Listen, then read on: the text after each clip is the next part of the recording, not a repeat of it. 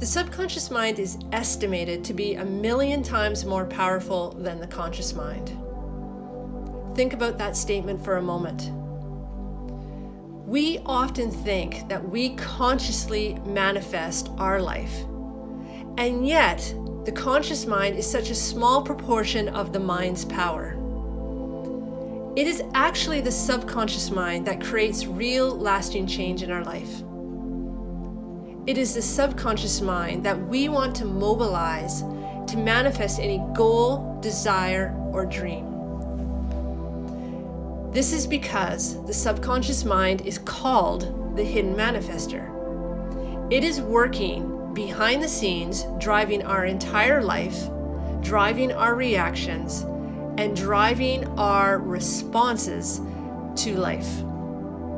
The thoughts that we are aware of consciously are just the tip of the iceberg of all the thoughts that we have within our consciousness. There is so much happening below the surface that we are not even aware of, and it is all stored within the subconscious mind. Our subconscious mind regulates all of our systems, and it is designed to keep us alive. Think what that would be like if we had to consciously direct our heart to beat, to consciously think of which enzymes to release and at what time. There would be so much noise within our thoughts that we could not even function. Thankfully, our subconscious mind is so powerful that it can do all of this and much, much more, all of the time. And since its main role is to keep us alive, it is also scanning our environment, everything around us, everything that we see, cannot see, everything that is within our realm of reality, to see where we may be threatened, where we may be harmed, where our energy might be drained, because it's loving us, it's caring for us, it's wanting to keep us safe. But the problem is, the subconscious mind often holds limiting beliefs and creates an illusion that we are unsafe when we really aren't. So for example, if we learned as a young child, don't touch this, don't go there, don't do that, because if you touch that burner, you're going to get hurt, or if you go near that electrical outlet, you're going to get a spark, whatever that may be. If we keep hearing the word no, our subconscious mind is going to mature and grow into this idea and hold on to a belief that the world is unsafe. And those beliefs, those reprimands, if you will, those corrections were absolutely necessary. They kept us alive. But often we don't feed the subconscious mind with new life-affirming beliefs, and so we hold on to these beliefs from childhood and we carry them forward into our adulthood. And this is where we transfer beliefs from parents onto children, and their children pass it on to their children. And we call this often genetic lineage and genetic conditioning, when sometimes it's just a belief has been passed on from one generation to the next, and they've never been challenged.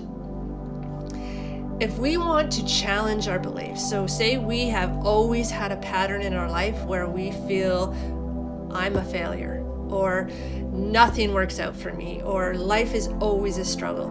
If we have these beliefs, and we sometimes are aware of them because they've been with us, they're like these loyal friends that never ever leave our side.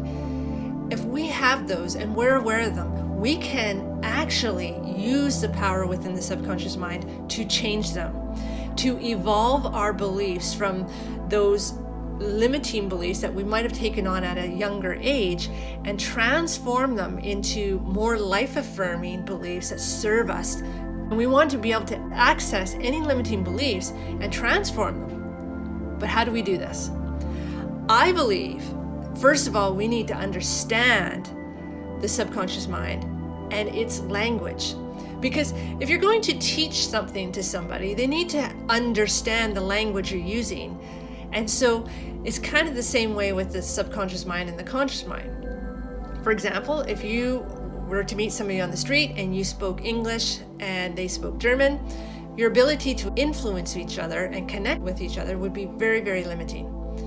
This is kind of similar with the analogy I'm going to use here around the subconscious mind and the conscious mind. Consciously, we want to tell ourselves, I am happy, I am moving forward in life, things are starting to work out. Those are those conscious thoughts that we're having. What we also want to do is speak in a language that the subconscious mind understands, which is imagery, for example. Energy, for example. So when you're saying those words, I am happy, visualize yourself feeling happy, because your conscious mind's hearing I am happy, and your subconscious mind, one of its languages is imagery. It's seeing through its language happiness, and then you can make it even more powerful by adding an energy to it, also known as an emotion or a feeling. So I am happy, so have that conscious thought, I am happy, and then visualize yourself happy. And as you're doing that, visualize and feel positive emotions around that. These are powerful ways to take a conscious thought of I am happy and take it deep into the subconscious mind through a language it understands, so that we can engage the subconscious mind as well. When you understand the unique and powerful language of the subconscious mind, your world is your oyster. You can speak directly to the subconscious mind and show it with clear imagery, with good feelings and emotions, that which you wish to manifest. And if what you're asking for feels good, is life affirming, supports the body mind, it will eventually embrace your new vision and take it as truth. But don't get frustrated. Don't give up. Sometimes we have these visualizations, we have these conscious thoughts, I am happy, and the subconscious mind serves up the resistance. No, you're not. You're not happy. You've never been happy. And it's that resistance that the subconscious mind is feeding back information to you that, no, I don't feel in harmony with that. This is where so many people give up and they quit. They actually stop doing the affirmation, they stop doing the visualization, they stop doing the intending, moving their energy forward from this present moment into the future and creating intentionally what they want to create. Because when they hit that resistance doesn't feel good, first of all, and so that's why they often will move away from it.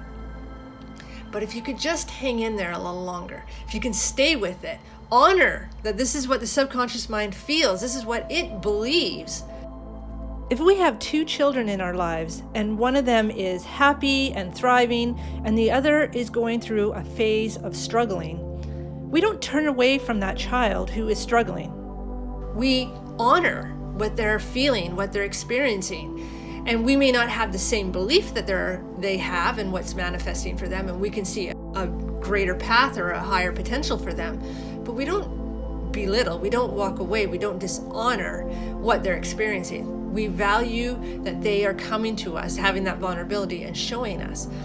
The subconscious mind is very, very similar. It will serve up what it believes to be true based on conditioning, mostly probably from when you were a young child, and its feelings, its emotions, its energy around that.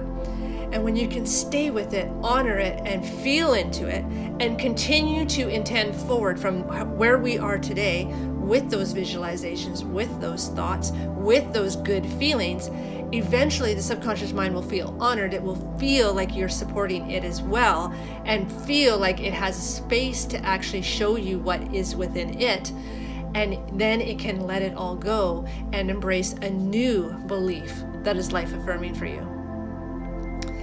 So I hope that this video is helpful in helping you to understand that change takes time. And sometimes when we go through a process of change, it feels a little uncomfortable. But that discomfort is not an indicator that you're failing. That discomfort is not an indicator that you need to move away or you need to stop what you're doing. In fact, it's an indicator that you're touching into something that is valuable, that is vulnerable, that is ready to be moved through and to come out the other side. And if you can just believe in yourself, believe in the process, that change ultimately wants to happen, because that is the evolution of all of life. And if we can get into that space, wow, the world can open up and anything is possible for you.